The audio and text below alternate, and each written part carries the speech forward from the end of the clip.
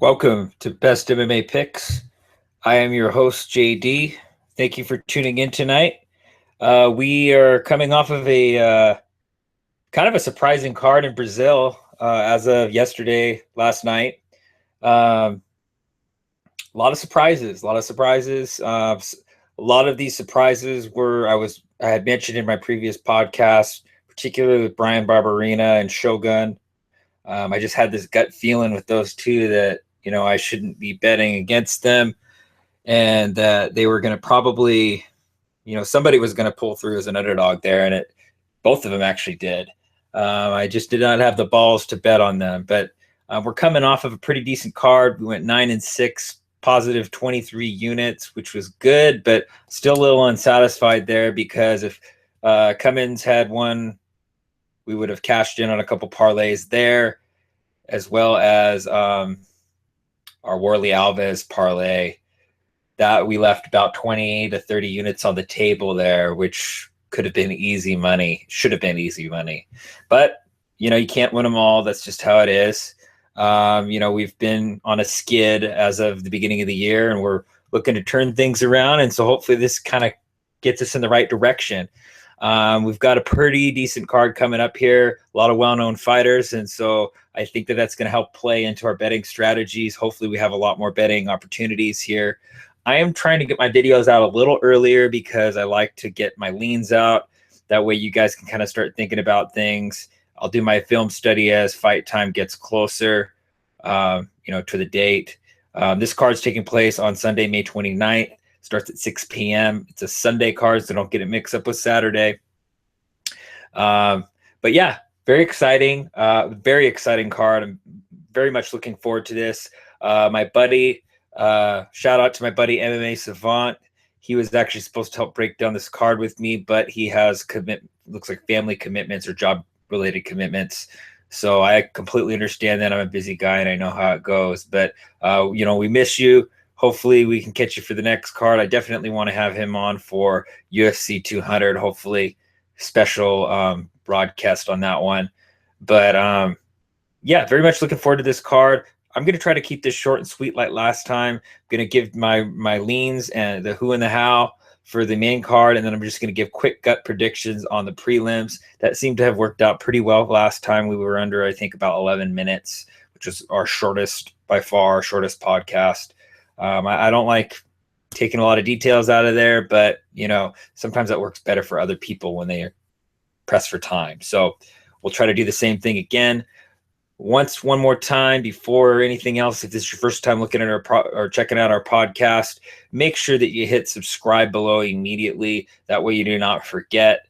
You won't be leaving any money on the table. You're going to cash in on all of our picks if you do decide to play them. And also make sure you follow us on Twitter. If you don't have Twitter, make sure you go to twitter.com and pick up Twitter, or at the App Store for iTunes, pick up Twitter. All of the fight world is tuned into Twitter. If you don't have it, you're missing out on a lot of great stuff. So we do all of our action on Twitter and Capper Tech. Our picks actually get posted to Capper Tech, both of which the links are at the bottom of our description. So let's get down to business here. Our first fight. So we're breaking down the card for Thomas Almeida, Cody Garbrandt, taking place in Las Vegas. I wish I could be at that fight, but the first fight of the main card is Joshua, the People's Warrior, Berkman versus Paul, the Irish Dragon, Felder. Berkman's coming in 29-12. Paul Felder's lost twice at 11-2. Both these guys are coming off of pretty decent performances. Berkman fought against KJ Noons, and he was really mixing things up well, although KJ Noons has definitely been on a slide. I think that KJ Noons is kind of one of those crafty veterans that really get on the feet with the kickboxing. Berkman really mixed things up well. I think he landed a couple takedowns, if I remember correctly. Just really did a good job kind of keeping Noons on his toes. Berkman's definitely got some mileage on him. He was an Ultimate Fighter guy. He's been around for a while, but he's very durable. Very, very durable fighter. He can take a hard punch. He's survived with Hector Lombard. 3 rounds with Hector Lombard, pretty much. Felder Felder is a guy who's got really good striking, really crisp Muay Thai style kickboxing, KO knockout power with his kicks and hands. Definitely is a finisher when he's given the chance. I don't think that I see Felder being able to finish Berkman here. I really don't, but I could see him outpointing Berkman. But Berkman has a real arsenal and diversity of strikes as well. So it's going to be a really exciting fight. I'm calling it now. This one's probably a fight of the night candidate, I believe, other than the main event. This definitely could be a fight of the night. The other one that I think could be a fight of the night is Saffiedine and Story. We've got a lot of really good fights on this card that could be fight of the night candidates, but this one stands out to me as one that could be fight of the night. You know, if Almeida Garbrandt doesn't last around, you know, we could see this one being fight of the night. So my thoughts on this one, Berkman is very durable. He definitely can hang with the best of them. We've seen this before. Felder has been caught before in the UFC. He's been knocked out. So the chin there, you know, I can't just go about and say, yeah, he has no chin when he's only been knocked out once. But definitely I think that the person who has a little bit more durability and a better chin has got to be Joshua Berkman here. So I don't know what the odds are. I haven't looked at him yet. I'll look at him at the end. I'm going to go with Joshua Berkman here, and I'm suspecting he's an underdog. I got to go with the underdog here. I'm going with Joshua Berkman to get a split decision on Paul Felder. Moving on. Jorge Masvidal and Lorenz Larkin. Gamebred versus the Monsoon. This is another fight I'm very much looking forward to.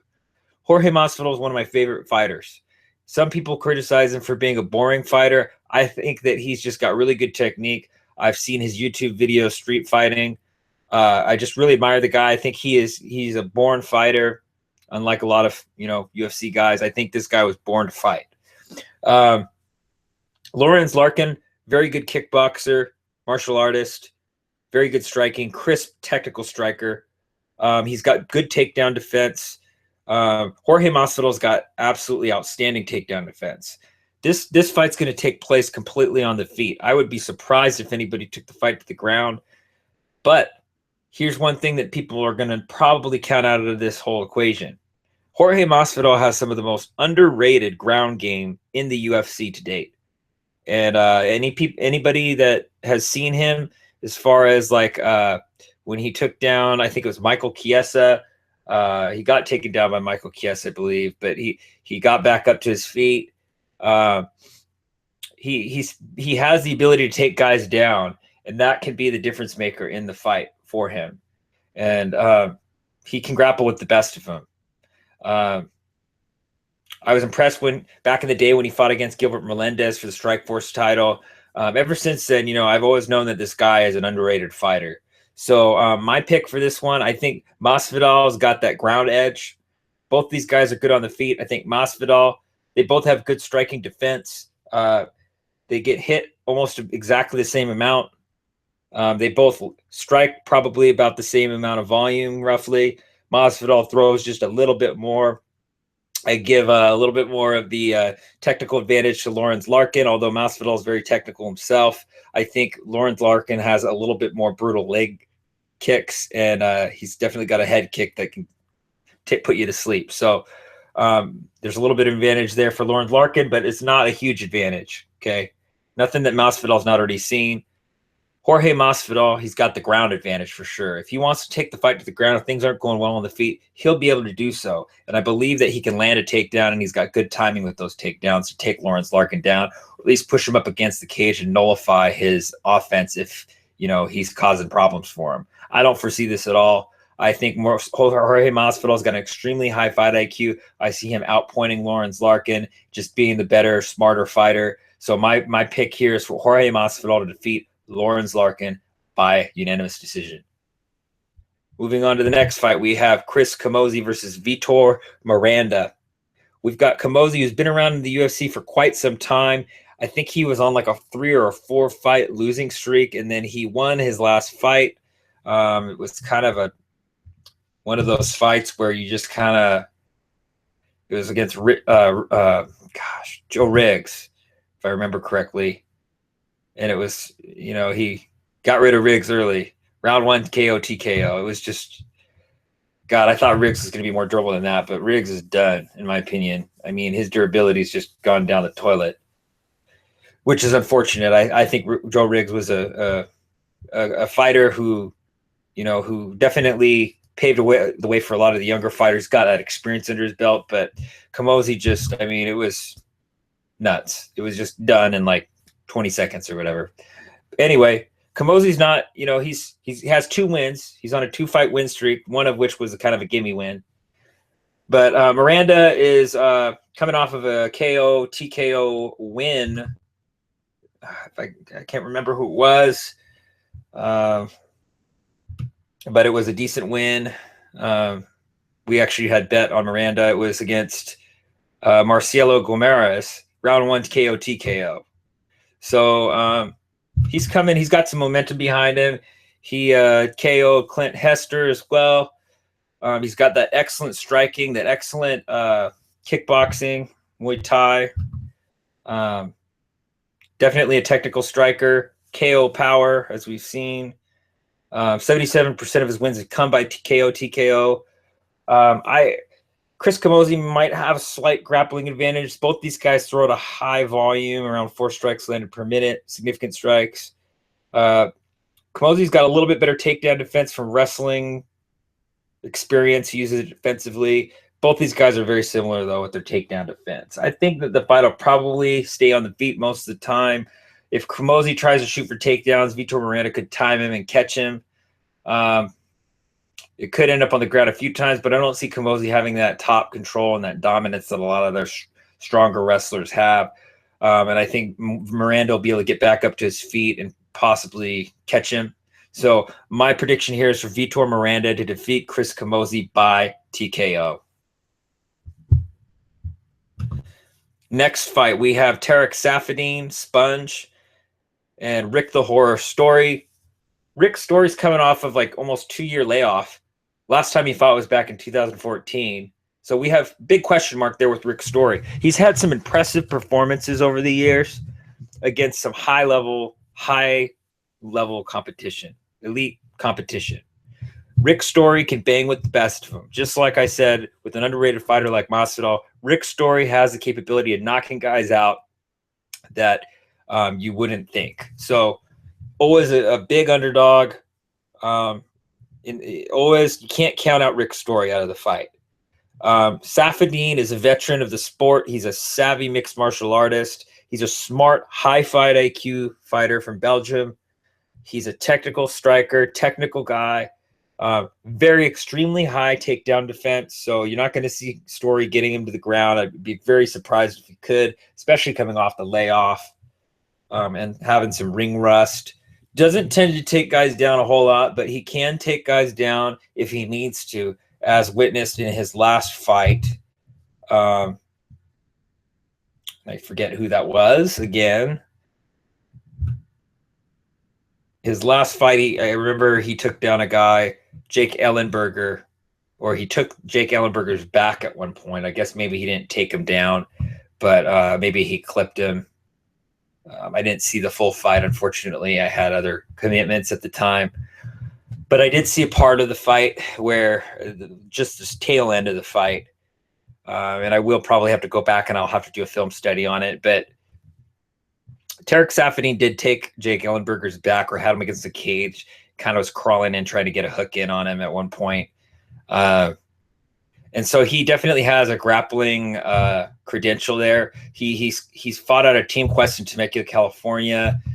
He has background training with Dan Henderson, who's an Olympic wrestler, and who had better wrestling back in his prime of his MMA days. So he kind of trained with Dan back in his prime. So he's got a lot of experience from that. But definitely has an experience advantage there, I think. But both these guys have tremendous experience. They both fought high-level competition.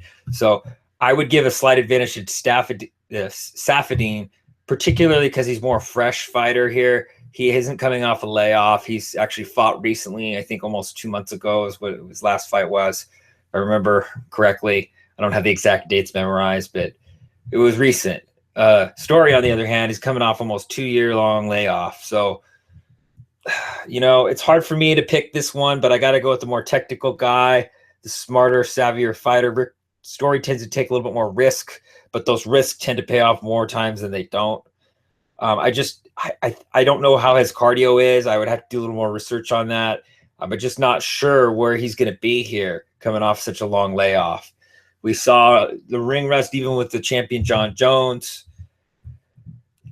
It's tough to say, but I like to go with the underdog. You know, Rick Story, I think he's going to be game in this fight. This one's a really tough one for me to call, but I'm going to go with my gut here. I'm going to go with Tarek Saffiedine to defeat Rick Story by decision. Moving on to the co-main event, we've got Renan Barão versus Jeremy Lil Heaven Stevens, excuse me, number 2 ranked and number 9. So this is going to be an exciting matchup. Barão, who's kind of been on a skid, coming in to fight a guy who's kind of got some momentum behind him. He's got some TKOs under his belt as of recent. Barão definitely needs a win. So he's going to have his back up against the wall here. You know, his last loss was to TJ Dillashaw, which just kind of wrecked him. He got outstruck almost twice the amount that he struck, got KO'd and finished.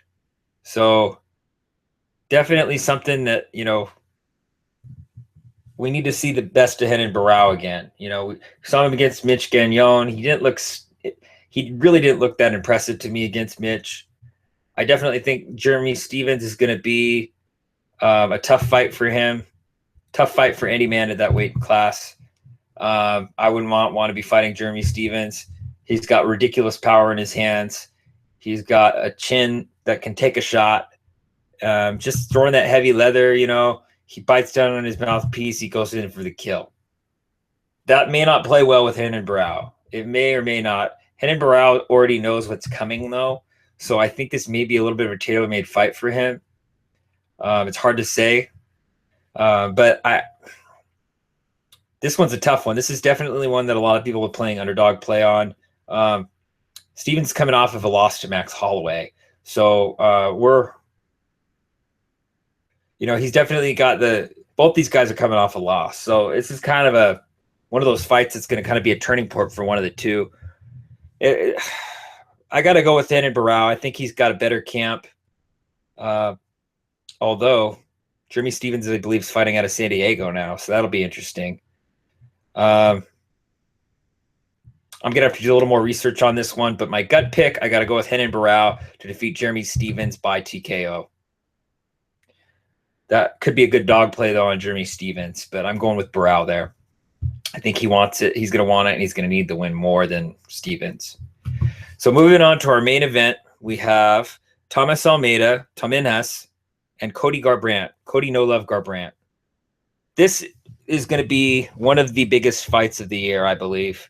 And this is one of my pal, MMA Savant's big, bold predictions of 2016, that Thomas Almeida will fight for the bantamweight title. And I don't know that this one's going to catapult him in for a title shot, but I definitely have a feeling that this one's going to get some people's attention. And Cody Garbrandt is no joke. This guy is a striker as well. This guy is a striker. Both these guys are heavy-duty strikers with heavy credentials in both Muay Thai on the side of Thomas Almeida and boxing, amateur boxing with Cody Garbrandt. I believe Cody Garbrandt was like 34 wins and 2 losses or something along those lines. Don't quote me on that, but he's definitely got a good amateur boxing record. He's got really fast hands, good hand speed, excellent timing, excellent counter strikes, decent takedown defense. Neither one of these guys is going to look to take the fight to the ground. Thomas Almeida has grappled with the best of the Brazilian jiu-jitsu practitioners. And the guy just throws at a ridiculous pace, and he keeps throwing. And the unique thing about Thomas Almeida is every single shot that he throws is pinpoint accuracy. He nails guys on the button time after time after time. And that's why he has so many TKOs, is because he's such a precision Muay Thai striker. If you go back and you look at footage on this guy, you will not see him missing. I mean, the guy is super accurate with the way that he throws his strikes. And I don't know that the 50% accuracy doesn't make it justice. It seems like he throws and he hits it more like a 75% accuracy. He's got ridiculous takedown defense at 83.33%. Garbrandt's going to have absolutely no chance at getting this guy to the ground if he gets in trouble on the feet. So that's out of the question. You're not going to see Thomas Almeida getting taken down to the ground. And if you do, it's by sheer luck, because this guy's grappled with the best Brazilian jiu-jitsu guys in Brazil. That's where he's from. He's already fought in those circuits. He's got 21 wins, 0 losses, and the fight has taken place on the feet almost 90% of the time. Garbrandt, on the other hand, I'm not sure. I don't know how many times he's been taken down. If he has been at all, it's not a whole lot. There's not a whole lot of stats here on that. You're not going to see either one of these guys want to go to the ground, though. Their strengths both lie with their hands. And Garbrandt, I don't think he's quite the striker that Thomas Almeida is. Thomas Almeida is something special. The only thing I'm a little bit worried about is that we have seen Thomas Almeida get rocked before. Brad Pickett rocked Thomas Almeida and actually had a knockdown in that fight. Thomas Almeida had to get his chin back into gear, and he got back up on his feet. And then the next thing you know, he counter strikes and he knocks out Brad Pickett cold. I think it was with the flying knee, if I remember correctly. And you go back and look at those replays. It's just absolutely amazing. And, maybe I'm nut hugging here a little bit, but I really do feel like Thomas Almeida is going to knock out Cody Garbrandt cold. We're going to see a TKO here, probably in the first or the second round. I don't see Cody Garbrandt having success on the feet. Thomas Almeida has ridiculous cardio. He can throw and throw and throw and throw and not get tired. Cody Garbrandt is not going to throw as much as Thomas Almeida is, and he's not going to throw at the accuracy that Thomas Almeida has. This guy is something special. He's a special striker right up there with the likes of Anderson Silva and all of those high elite level strikers. I would even almost go as far as to say that his Muay Thai, he could probably get to the point where he's up there with some of those ridiculous Thai strikers that aren't in the UFC. He's got the eye for the striking and the timing and the accuracy. So we're talking like Saenchai's type stuff. I'm not comparing him to Saenchai, but I definitely feel like he's going to be at that skill level at some point. So my prediction here is for Thomas Almeida to defeat Cody Garbrandt by round 1 TKO. And it's going to be a statement win. So that about does it for our main card. I went a little over time here. I'm thinking about 20 minutes long. So I'm going to give you my gut picks real quick. And keep in mind, all of these are rough leans. I haven't done any film study on anything. So take them with a grain of salt. My true picks come out. We do change stuff around quite a bit. I changed a couple of my gut leans that ended up kind of doing me in. So sometimes my gut works better than my actual picks, unfortunately. So first fight, we've got Chris De La Rocha and Adam Milstead. I don't know much about either one of these guys, so take it with a grain of salt. But I got to go here with the guy with the better record, 7-1, Adam Milstead. I'll take a shot on the newbie coming into the UFC. I think he's going to get the job done by KO. He's going to be a faster striker. Next fight, we have Aljamain Funkmaster Sterling and Brian Caraway, Kid Lightning. Caraway's definitely a dog in this fight, a live dog with experience that may end up being able to exploit some weaknesses of Aljamain Sterling. I think Aljamain Sterling is definitely a tailor-made. He's had tailor-made matchups so far. I don't think Brian Caraway is going to be a tailor-made matchup for this guy. I think this guy's got a lot of hype around him, similar to the way that Sage North kind of got promoted. I'm not convinced on Aljamain Sterling. I'm sorry, but I think the guy's raw. Everyone's comparing him to like a mini John Jones. I think that's a bunch of bullshit. I think one of these guys is going to derail this hype train pretty soon, and I could see it being Brian Caraway, although it may or may not. Brian Caraway's got a wealth of experience and knowledge under his belt. He's got good wrestling. He's got good striking, and he just keeps improving. And he's beating guys that people count him out of the fight in. So as a dog play, I think Brian Caraway is definitely you got to have a look at him for a live dog. Man, this is a tough one for me, but I'm going to just go out on a limb here. I'm going to go with the dog here, Brian Caraway, for my gut lean. Brian Caraway to get the job done by a decision. Next fight, Fox Sport 1's kicking it off with Eric Cote and Shane Campbell. Both these guys, this one should be actually a pretty exciting fight. I'm looking forward to seeing these two guys bang. They have a similar record. Shane Campbell is definitely one of those guys who's a fighter. Comes in and he throws with everything he has. He's got some wicked leg kicks. Eric Cote is definitely also a good fighter, though. He fought for the title at one point. Didn't do so hot there. But he's definitely a good fighter that at one point was really a heavily touted fighter. Then he just kind of fell off the map. This may be one for Eric Cote to get back into the rankings. But I got to go with Shane Campbell here. I think he's going to be coming in motivated, coming off of that split decision loss. I think that he's gonna probably be even more motivated than last time. I'm gonna go with him. I have a feeling he's going to be an underdog too. I'm going with Shane Campbell to defeat Eric Cote by decision, and I think that there may be a little ring rust there associated with Eric Cote, but we'll just have to wait and see. Next fight, we've got Jake Prototype Collier versus Alberto Uda. I have absolutely no idea who Alberto Uda is, and I need to look at film on him. I'm going to go with what I know, which is to go with Jake Collier. I think he's done, halfway decent with the fights that I have seen. So I'm going to go with the guy who's actually fought in the UFC before. And I'm going to say that he's going to get it done by TKO. Actually, I'm going to say he's going to get it done by decision.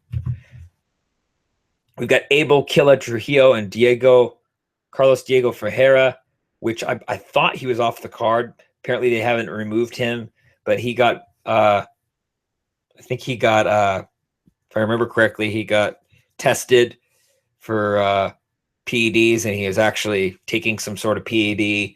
So apparently he's off the card, but they haven't fixed that on the website yet. I have to go look and read the news article. I just saw a headline on it.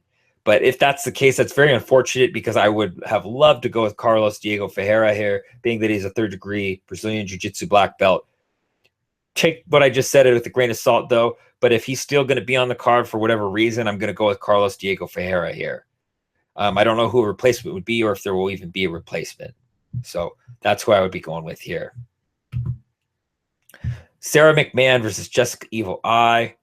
I got to go with Jessica Eye here. I think she's going to outpoint and outstrike Sarah McMahon. Sarah McMahon definitely got kind of exposed in her last couple fights.